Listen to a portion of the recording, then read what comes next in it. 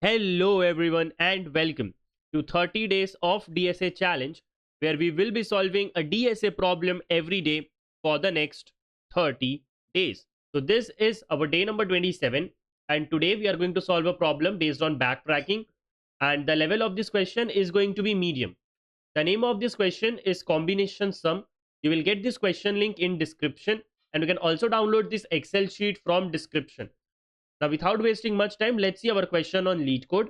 So here we are on LeetCode and the question says, given an array of distinct integers, candidates and a target integer target, return a list of unique combinations of candidates where the chosen number sum to target. You may retain the combination in any order. The same number may be chosen from candidates an unlimited number of times. Two combinations are unique if the frequency of at least one of the chosen number is different. The test cases are generated such that the number of unique combinations that sum up to target is lesser than 150 combinations for the given input. So this is our question. So question is saying that I have given you one array named as candidates. It consists of different integers and one target value. You have to return all the combinations of those numbers who sum up to give us our target, right? For this particular integer array, these are going to be our output.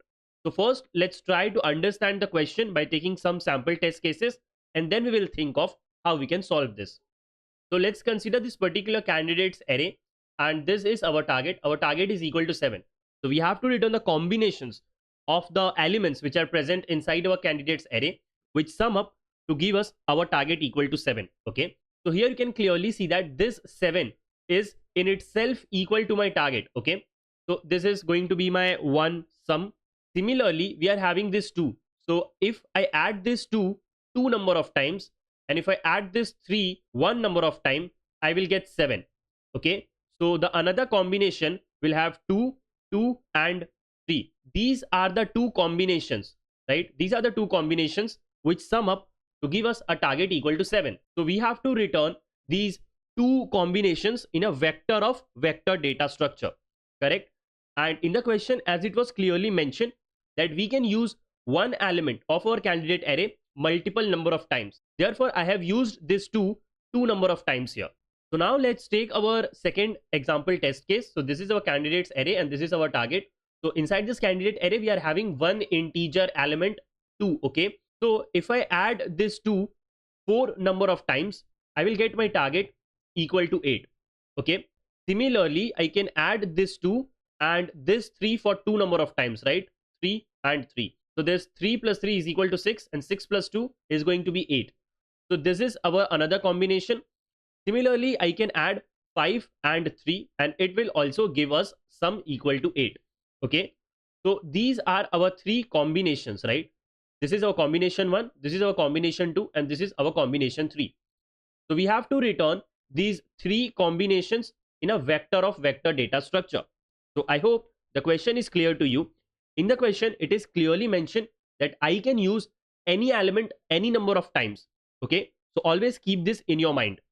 Let's take this particular test case to understand how we are going to solve this problem. In the question, it is clearly mentioned that we have to find out all the possible combinations which sum up to give us our target. Okay. And whenever we have to deal with the combinations, we have to use recursion. Okay. Because recursion is the best method to find out all the possible combinations. So very firstly, let me write down the indexes here. Okay. And suppose that initially I am standing at index number 2 and my target is equal to 8. Okay. This is nothing but the value of n minus 1 and this is my target. Okay. So initially I am standing here at index number 2. Okay. So what will happen if I add this 5 inside my sum? So you can just imagine that previously my sum was equal to 0. And when I added this 5, my sum became 5, right? And initially my target was equal to 8. But now as I have got this 5, so my new target will be equal to 3. Okay. You can just imagine in this way, right? So when I'm standing here at index number 2, if I decide that I will take this 5, right? I will take this 5 inside my combinations, then my target will get reduced to value 3. Okay. So let's say if I decide that I will pick this 5 inside my combination, then inside my combination I will have this 5, okay, and my target will reduce to the value 3, right? But in the question it was clearly mentioned that I can use one element of my candidate array any number of times. Therefore, after picking up the element 5, I will still remain at index number 2, okay. Similarly, let's say that if I decide that I will not pick this 5 inside my combination, then my combination will remain empty, okay. And as I have decided that I will not pick this 5 inside my combination, then I have to move to the previous index, which is 1, okay. So therefore, if in not pick case, I will move to the previous index, which is index number 1, and my target will remain 8, okay. My target will remain same. Why my target is same? Because I have not added anything inside my combination, right? If I haven't added anything inside my combination, it means that my target is still equal to 8, right? Let's take this particular case. So right now I am standing here at index number 2, and inside my combination I have 5, right? And now the target for which I am looking for is 3, right? And the element which is present at this index is 5, and I am looking for my target 3. So can I pick this 5 inside my combination? The answer is no. Why? Because this 5 is greater than my target. If I will add this 5 inside my combination, then my total sum will become 10. But my target was 8, right? My target was 8. So I have exceeded my target. Now, whenever I have exceeded my target, it means that I will not get the required combination, okay. Therefore, what we will do in this particular case, I will not pick this 5 inside my combination, correct? I hope you got this. So now when I was standing here at index number 2, the very first option was to pick this element inside my combination, but we saw that I cannot pick this element inside my combination. So what is the second option? The second option is to not pick this 5 inside my combination. So if I not pick this 5 inside my combination, then I will move to the previous index, and the previous index is 1, okay. So I will move to the previous index, which is 1, and my target will remain same, okay. My target will remain same, equal to 3. And now inside my combination I have this only 5. So if we consider this particular case, then currently I am standing here at index number 1, and the element which is present at this index is 3. Again, I have two options. The very first one is to pick this element inside my combination, and the second one is to not pick this element inside my combination. So very firstly, ask this question to yourself: can I add this 3 inside my combination or not? So right now the target which I am looking for is 3, okay, and the element which is present at this index is also 3, right? What does it mean? I can definitely add this 3 inside my combination, right? Because previously inside my combination I had 5, and if I also add this 3 inside my combination, then I will get my target equal to 8, okay. So it means that I can definitely add this 3 inside my combination, okay. Now if you ask what is the condition when we can decide that we can pick an element inside our combination, so the condition is, let's say that if I'm standing at a particular element and I have my target, okay. So if this element is lesser than or equal to my target, then I can definitely pick this element inside my combination. But if this element is greater than my target, then I cannot pick this element inside my combination. So currently my target was 3, and the element where I'm standing is also 3. So this 3 is lesser than or equal to my target. Therefore, I can pick this inside my combination, okay. So if I pick it inside my combination, then inside my combination I will have 5 and 3, okay. Now I can pick an element any number of times. Therefore, whenever I am picking one element, I will remain at the same index, okay. So now my index will be equal to 1, and now my target will be equal to 0. Why my target is equal to 0 now? Because previously I was looking for a target equal to 3, right? I was looking for a target equal to 3, and the element which was present at this particular index is also 3. What we are doing is we are just subtracting the value from our target. Okay, so let's say this is our target and this is the element where I'm standing. Okay, so my target was equal to 3 and the element where I'm standing is also 3. So if I subtract this 3 minus 3, then the newer target will be equal to 0. Correct? So here you can also think that whenever my target is equal to 0, what does it mean? It means that inside my combination array, I have the correct combination which I want, right? And this is that combination, right? So this can be our one base case, that whenever our target is equal to 0, right? Whenever our target is equal to 0, so we have found our combination, right? Now, whenever I have found my combination, I will have a bigger data structure, right? And that data structure will be of vector, right? And inside that bigger data structure, I will store the current combination. So my current combination was 5 and 3. So I will just add it inside my bigger data structure. Okay. So when I have received my target, so it does not make any sense to go to the other indexes. Therefore, what we will do, we will move back to our previous call, or you can say that we will return back, right? So from this particular function call, I will return back. Okay. But one thing which you need to note down is, see, when I was standing here at this particular function call, so inside my combination, I had 5 and I had 3, correct? But when I was standing here at this particular function call, then inside my combination, I only had 5, right? So you have to make sure that whenever you are moving back to your previous function, call, then you have to remove the element which is present at the end, right? So therefore, I will remove this 3, then only I'll get this 5. Okay. So I hope this is clear to you. So after coming back from this particular function call, I am again standing here at this function call. Okay. So what does it mean? It means that I am standing at index number 1, right? I'm standing at index number 1 and the current target which I'm looking for is 3, right? But if I decide that I will not pick this element inside my combination, then my combination will remain same, right? My combination will still have 5 and I will move to the previous index. Okay. So the previous index is 0 and my target will remain 3. My target will remain 3.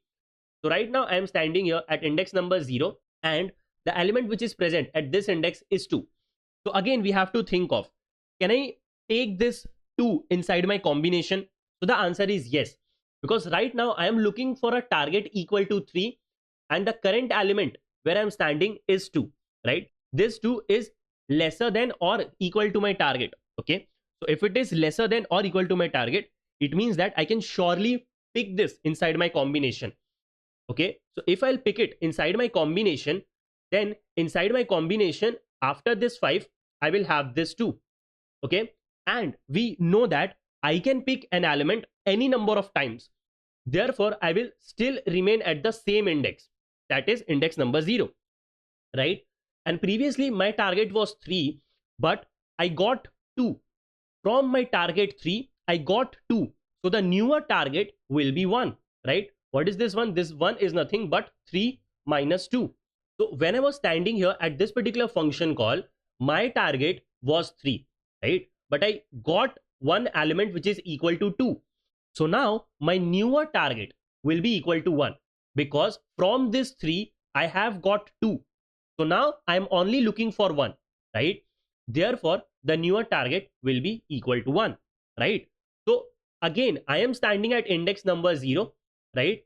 From this particular function call, I am standing at index number 0 and my target is equal to 1. So again, I will have two options. The very first one is to pick and the second option is to not pick. So very firstly, you have to think of, can we pick this element? So see, inside my candidates array at index number 0, the current element is 2. Okay. And my target is 1 and the current element is 2. So now just ask yourself, if I am looking for target equal to 1 and this 2 is greater than my target, So can I pick this inside my combination? The answer is no, right? The answer is no. Why so? Just think about, right? Just think about it. Right now inside my combination, I have 5 and 2. And if I again pick this 2, then what will be the sum?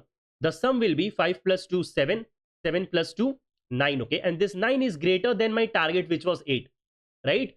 Therefore, I cannot pick this.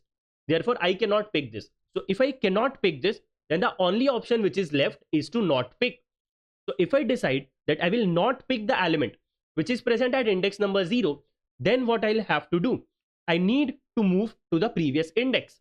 So the previous index will be -1 and my target will remain same, which is 1. Okay. So right now I am standing here at index number -1, right? I am standing here at index number -1. So you can clearly see that this -1 is not a valid index, right? It is not a valid index. So what does it mean? If I'm following this path, then inside my combination, I will only have 5 and 2, and I'm not able to get a valid combination which is giving us our target. So in this particular condition, what we'll do, we will return back to our previous function. So you can say that this is our another base case, that if the value of my index is lesser than 0, then I need to return, right? Now, one thing which you need to understand or which you need to observe is when I was standing here at this particular function call, then inside my combination, I had 5 and 2, correct? But when I moved back to the previous function call, so here at this previous function call as well, inside my combination, I am having 5 and 2, right? So in this particular case, whenever I am returning from non-pick condition, I do not need to delete the last element which was present inside my combination. So when I was here at this particular function call, inside my combination, I had 5 and 2. And when I moved back to the previous function call, then also inside my combination, I only had 5 and 2. It means that whenever I'm returning from my non-pick call, I do not need to remove the last element from my combination. Okay. And whenever we are returning from a pick call, whenever we are returning back from a pick call, then I have to remove the last element. Okay. I hope you have understood this. So right now I'm standing here at this particular function call and I have already explored the pick and non-pick conditions. Okay. So now what I'll do, I will move back to my previous function call. Okay. So right now I'm standing here at this particular function call. So for this particular function call, we have already explored the pick condition. Okay. So now let me just remove it so that we'll get more space and our dry run will look more clear. Okay. So when I have already covered this pick condition, so the next option for me is to not pick. Okay. So right now I'm standing here at index number 0. Okay. That means I'm standing here. And inside my combination, I only have 5. Okay. So if I decide that I will not pick this element, then I will move to the previous index, which is -1. Okay. So now the next call will be of index -1 and my target will remain same, which is 3. Okay. So here you can clearly see that this -1 is a invalid index, right? And whenever we are getting one invalid index, we need to return back. Okay. Because now this particular combination cannot give us our target equal to 8. Okay. Therefore, from here, what we will do, we will return back to our previous function. Okay. So we will come back here at function call 0 and 3. So for this particular function call, I have explored the pick and non-pick condition both. Therefore, what I'll do, I will move back to the parent or to the previous function call. Okay. So now just to make our dry run more cleaner, let me just remove this. Okay. So for this particular function call, I have already tried the pick condition and the non-pick condition as well. So what we will do, we will move back to the previous function call. Okay. So right now I am standing here at this particular function call. Okay. And for this function call, I have already explored the pick and non-pick conditions. Okay. So now what I'll do, I will move back to the previous function call. So right now I am standing here at this particular function call. I have already explored the pick condition. So now I will move with the non-pick condition, right?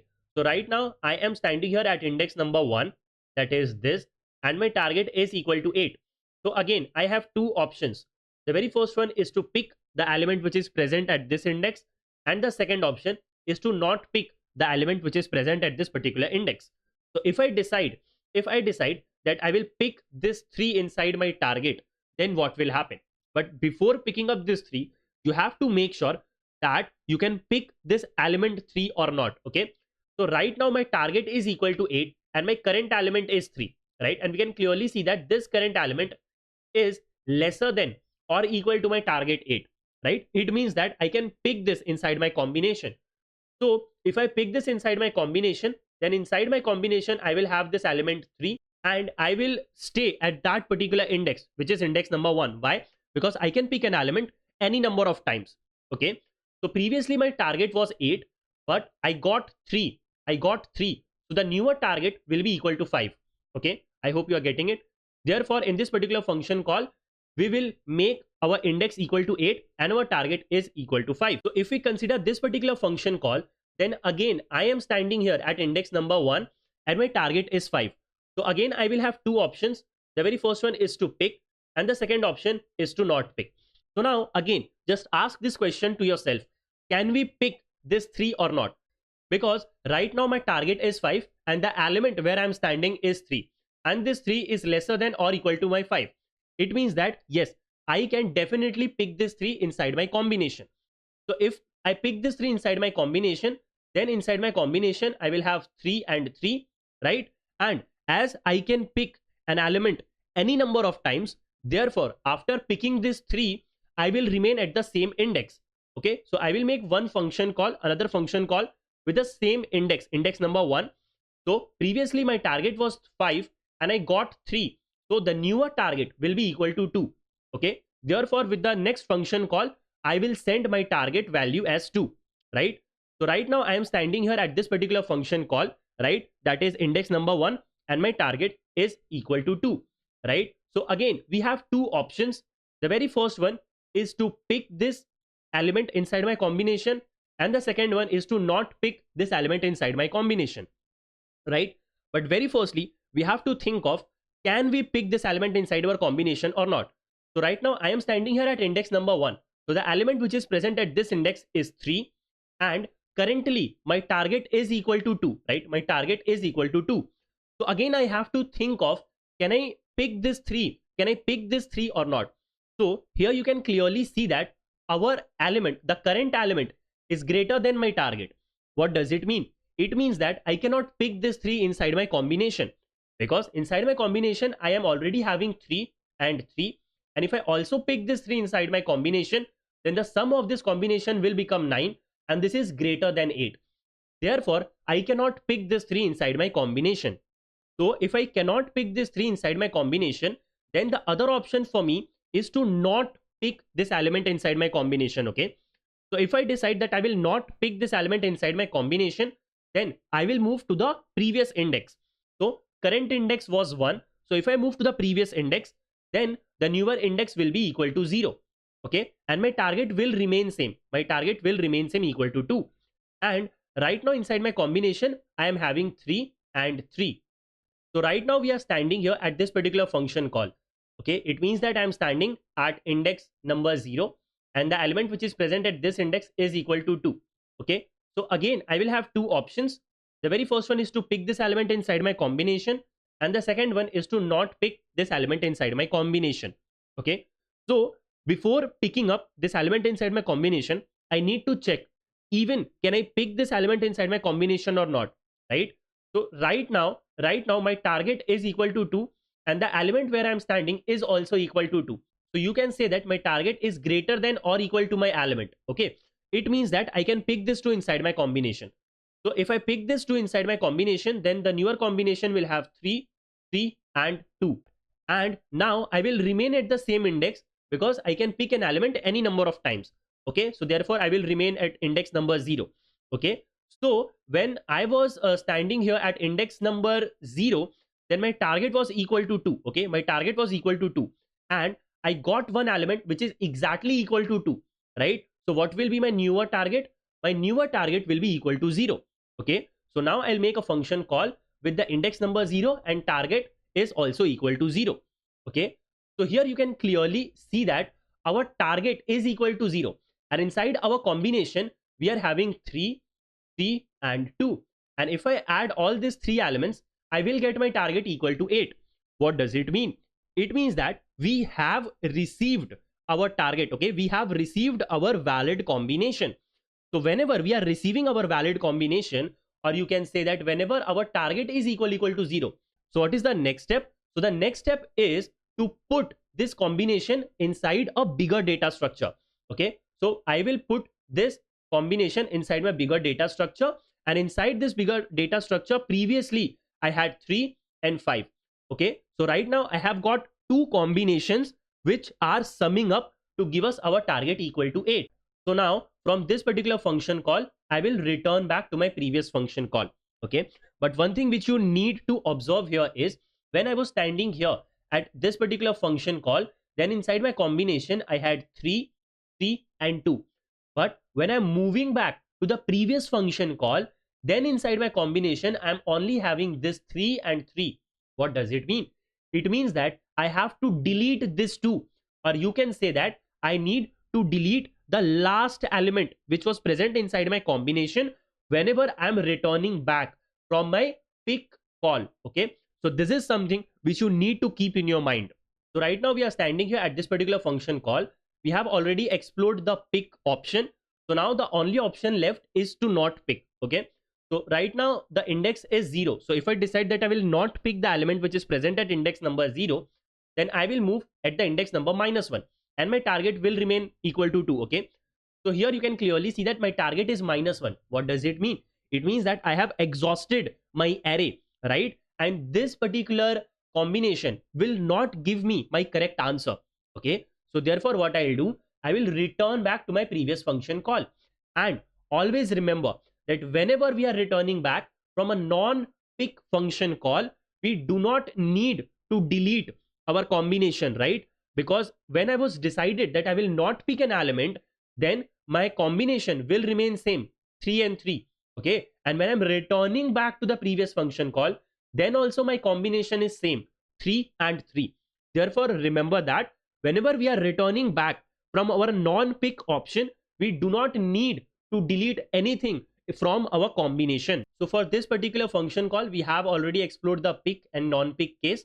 So we will move back to the previous function call. Okay, and our dry run will move in this particular order. Okay, so my target was to just explain you the concept, or to explain you the algorithm which we are going to use, right? I hope that you can do this dry run by yourself. You can complete this dry run by yourself, because if I do the dry run completely, then this video will become huge long. So now I hope that the approach is clear to you. So now let's think of how we are going to code this problem. So let's say that we are inside this function and we are receiving our candidates array and our target integer. Okay, so very firstly, let's try to think of what all different data structures we will need in order to solve this. So we know that we need to return a vector of vector from this particular function. Okay, therefore what we will do, we will make one vector of vector of integers. Okay, and you can name it anything. Let me just name it as answer. Okay, now one more thing which you need is, let's say that this is my array, right? This is my array, and when I'm standing here and when I'm picking this 3 inside my combination, then I also need one data structure to store this 3. Okay, so therefore what we will do is we will make another vector and we can name it anything. So let me just name it as temp. Okay, so this temp variable is going to store the temporary combinations, and at the end we will also be returning our answer. Okay, but the code is not going to be that easy, because we also need to compute the value of this answer. Okay, at every index we have to think of pick and non-pick case. So for that, what we can do is, for that we can make a separate function. Okay, so let me name that function as solve, right? You can name it something else as well, and we will start our iteration from the last index, which is n-1. Okay, and this n is nothing but the size of our candidates array. Okay, so therefore I will make one function call to this solve, and the index will be n-1. My target will be as it is, and I will be also sending my answer and this temporary vector and our candidates array as well. Okay, so now we just need to code this particular solve function. So inside this solve function, we will receive our index, we will receive our target, we will receive our answer, which is a vector of vector, and we will also receive our temporary vector and our candidates array. Okay, so I have just named our candidates array as nums. Okay, so very firstly, I need to write the base case that if at any point my I is lesser than 0, then I need to return back. Okay, the second condition will be that if my target is equal to 0, it means that I have got the valid combination. Okay, so I just need to store that combination inside a bigger data structure, and in this case my bigger data structure is this answer. Okay, so here I will write answer dot push back my temp. Okay, so inside this temp vector we are having our combination, right? And after doing this, what we will do, we will return back. So now we need to think of our pick and non-pick case, right? So firstly, let's think of our pick case. So what was our condition when we can pick an element inside our combination? So the condition was that if the element where I'm standing, which is nothing but the nums of I, if it is lesser than or equal to my target, then only I can pick that element inside my combination. Okay, so if I'm picking that element inside my combination, then I need to store that element inside my temporary vector. Okay, because this temporary vector is the combination. Okay, so very firstly what I'll do here, I will put the current element inside my temporary vector. Therefore here I will write temp dot push back nums of I. Okay, and I know that whenever I'm picking an element, I can pick that element any number of times. Okay, therefore I'll make another function call with the same index I, right? But now my target will get reduced. Okay, so now the newer target will be t minus nums of I. Okay, and I will also pass the other parameters as well. So let's say that this is my nums array. Okay, and I'm standing here at this particular index and my target is equal to 8, right? So previously my target was equal to 8, but when I decided that I will pick this 5 inside my combination, then the newer target will be nothing but 8 minus 5, which is equal to 3. Okay, so therefore this 8 minus 5, therefore I have written this inside this particular function call. Okay, this 8 is nothing but our target and this 5 is nothing but our current element, right? So I hope it is also clear to you. And remember that whenever we are coming back from our pick function call, we need to delete the element which is present at the end of our combination, right? So for that, what I can do, I can simply write temp dot pop back, right? So this statement will delete the element which is present at the end inside our combination. Okay, so this is going to be our if case, or you can say our pick case. So now we need to think about our not pick condition. So if I'm standing at any particular index and I have decided that I will not pick that element inside my combination, then I need to move back to my previous index. Therefore here I will write I minus 1 and my target will remain same, right? My target will remain same, right? And I will also pass the other parameters as well. Okay, so this is going to be our solve function. So now I hope that the code is clear to you. So now if we talk about the time and space complexities, so firstly let's talk about the time complexity. Okay, so whenever I am standing at any particular index, I have two options. The very first one is to pick and the second one is to not pick, right? But the catch is whenever you are deciding that you will pick an element, you will remain at that same index. Okay, so therefore for this particular solution, our time complexity is going to be 2 to the power t. So why I am saying that my time complexity will be 2 to the power t? Let me just explain it to you. So let's say that my candidates array is having only one element, which is 1, and my target is equal to 10. Okay, so at this particular index, again I will have two options. The very first one is to pick. So if I pick this element, then I will remain to the same index. Okay, and again if I decide to pick that, I will again remain at the same index. Okay, therefore in this way the recursive function call will get extended. Okay, and how many times you will pick this one in order to get your target 10? You will pick this one 10 number of times, right? Because if you add 10 once, you will get your target equal to 10. Okay, so therefore this particular recursive function call will get called again and again and again 10 number of times. And what is this 10? This is our target. Okay. So therefore here we will write that our time complexity is 2 to the power t. But this is not the end. See, when we are at this particular if condition, then we are putting our combination into our answer. Okay. And this will also consume some time complexity. Okay. So let's say that inside our temp, we have on an average of k number of elements. Okay. So therefore it will also get added inside our time complexity, and our time complexity will be this. Okay, our time complexity will be 2 to the power t into k, where this t is our target and this k is the average number of elements inside our combination. So now let's talk about the space complexity. So we are using one answer vector which is storing all the possible combinations. So if the total number of elements are n, then the total number of possible combinations will be 2 to the power n.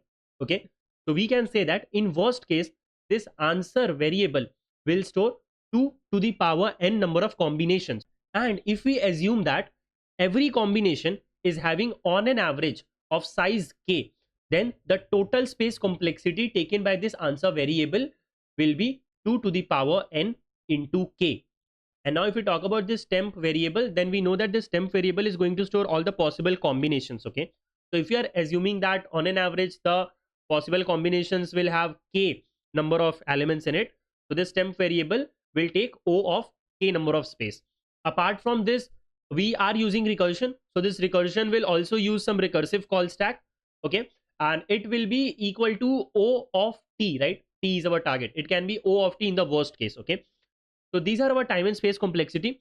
But generally in an interview, if the interviewer asks you to tell the time complexity, then you can just simply say that the time complexity is going to be exponential. Okay, so I hope that the code intuition and the complexities are clear to you.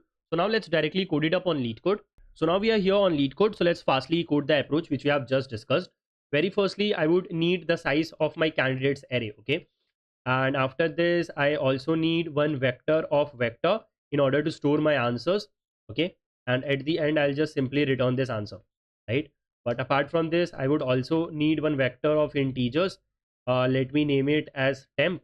This is going to store all the temporary combinations, right? And as we have discussed, we will make a call to our solve function, and our recursion will start from the last index, which is n-1. I will also send my target, my candidates array, my answer, and my temporary combination vector. Okay, so now we just need to code the solve function. We know that our solve function is not going to return us anything, right? Therefore here I can write void solve, and now we need to receive all our parameters. So very firstly I will receive my index, then I will receive my target, then I will receive my nums, or you can say my candidates array. Okay, apart from this I would also receive my vector of integers, which is my answer. So let me just copy paste it and let me pass it by reference. This is, by the way, passing it by reference is very important. And apart from this I will also receive my temporary vector. Okay, so the very first base case will be that if I is lesser than 0, then I need to return back. Second base case is if my target is equal to 0, it means that I have got one valid combination. Okay, if this is the case, then I will store my temporary combination inside my answer. Okay, so therefore I am writing here answer.pushbackTemp, and after doing this I will return back. So now we need to think about our pick and non-pick. So if we talk about our pick condition, when we can pick an element. So if the current element is lesser than or equal to my target, if this is the case, then only I can pick that element, right? So very firstly I need to store it inside my combination. Therefore here I will write temp dot pushback nums of I. Okay, and then I will make a function call. So I know that I can pick an element any number of times, right? Therefore I will return at the same index, and my target will get decreased. So now I'll send my target as t minus nums of I. Okay, I hope that you are understanding this. And apart from this I will send the other parameters as well, such as nums, answer, and my temporary combination. Okay, and after coming back from this solve function, I also need to delete the last element which is present inside my temp. Okay, so therefore I am writing here temp.popback, right? So now if we talk about our not pick case, then this is going to be very easy, because we know that if I'm not picking an element, then I need to go to the previous index. Okay, therefore here I will send I -1, and my target will remain same because I am not adding that element inside my combination. Okay, and I will send nums answer and temp as well. And this is nothing but the backtracking part. Okay, so I hope you have understood this. So now let me just run this. So here you can clearly see that all the 3 sample test cases are running fine. So now let me submit this. So here you can clearly see that this particular solution is accepted. So I hope this video was helpful to you. If it was, then make sure that you like to this video and don't forget to drop a comment. And if you want this type of content regularly, then don't forget to subscribe to this channel as well. We will meet again tomorrow with a new question.